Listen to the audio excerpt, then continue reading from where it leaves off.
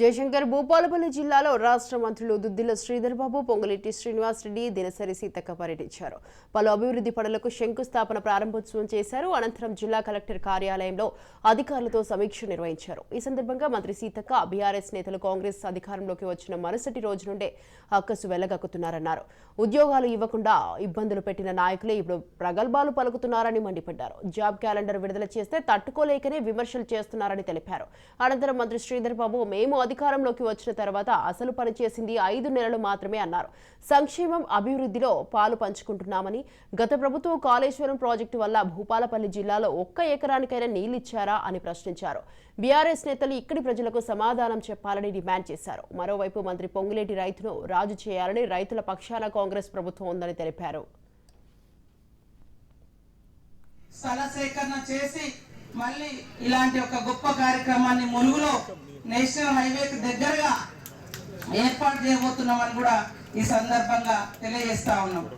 అదే విధంగా కాంగ్రెస్ పార్టీ అధికారంలోకి వచ్చిన తెల్లారి నుండే అధికారం పోయినటువంటి అక్కస్తోటి వాళ్ళు ప్రజల కోసం కాదు, యువతనంతా ఉపయోగించుకున్నారు. ఇంటికో ఉద్యోగం అని చెప్పారు. ఉద్యోగమే ఒక ఉద్యోగం కోసమే తెలంగాణ ఉద్యమం అయ్యలే.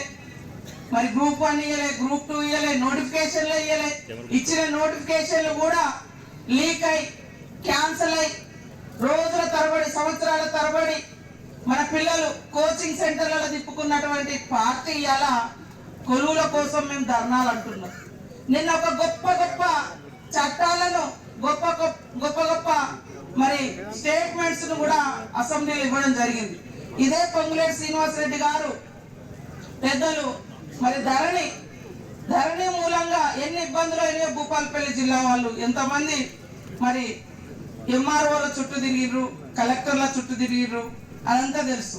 దాని అంతా ఒక ప్రజలందరికి అనుకూలమైనటువంటి భూమాత తెస్తుంటే ధరణి మార్చొద్దు. ఎందుకంటే వందలాది ఎకరాల భూములు కొంతమంది పేదోళ్ళ భూములు పట్టాలు చేసుకున్నటువంటి వాళ్ళు అడ్డుకునే ప్రయత్నం చేశారు. ఆనాడు రైతులకు ఇచ్చే అనేక కార్యక్రమాల్లో, అనేక పనిముట్లలో రాయితీలన్నిటినీ ఆ ప్రభుత్వం మర్చిపోతే ఈ ప్రభుత్వం ఒక్క రైతు రుణమాఫీ కాదు, రైతు భరోసానే కాదు, రైతులకి పంటకి ఇన్సూరెన్స్, కొనుగొన్న పనిముట్ల మీద రాయితీలు, విత్తనాల మీద రాయితీలు, ఇలా ప్రతి అంశాన్ని ఈ రాష్ట్ర ప్రభుత్వం రైతును రాజు చేయాలని నిజంగా తలంచి ఈనాడు రైతుల పక్షపాతి సత్యన 2 విషయాలను అడిగాడు. అందుట్లో ఈ వేదిక మీద నుంచి కలెక్టర్ గారిని కూడా ఆదేశిస్తున్నాను.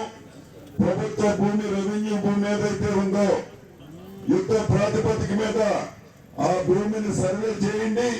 వచ్చే నెలలోనే లేకుంటే 2 months లో మళ్ళీ ఒక ప్రోగ్రాం పెట్టుకుందాం.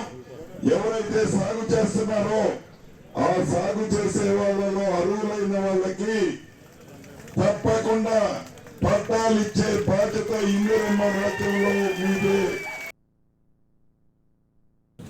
మేము చెప్పినాం 6 గ్యారెంటీలు, ఒకటి తర్వాత ఒకటి గ్యారెంటీల పరంగా ముందుకు పోతా ఉన్నాం. మీ అందరికీ కూడా 200 యూనిట్ల కరెంటు ఫ్రీ ఇచ్చే కార్యక్రమం ఇక్కడ ఉన్న దాదాపు 99% మందికి 200 యూనిట్ల కరెంటు వస్తా ఉంది. అలా కూడా ఎవరికైనా రాకుంటే మేమున్నాం ఇప్పించడానికి. ఇంతకుముందే పెద్దలు శ్రీనివాస్ రెడ్డి గారు చెప్పారు. మరొక మేము ఇచ్చిన గ్యారెంటీలో ఈరోజు ఇందిరమ్మ ఇల్లు ఇచ్చే కార్యక్రమానికి నాంది పలికినాం. ప్రతి నియోజకవర్గం 500 ఇళ్లనిచ్చే కార్యక్రమం, దాదాపు 5 లక్షల వరకు ఇల్లిచ్చే కార్యక్రమం రాష్ట్ర వ్యాప్తంగా తీసుకుంటున్న తరుణంలో ఒక్కటి తర్వాత ఒకటి చేస్తా ఉన్నాం.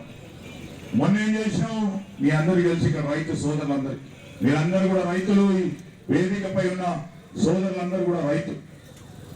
31,000 కోట్ల రూపాయల వరకు రుణమాఫీ మొదలు పెట్టడం జరిగింది.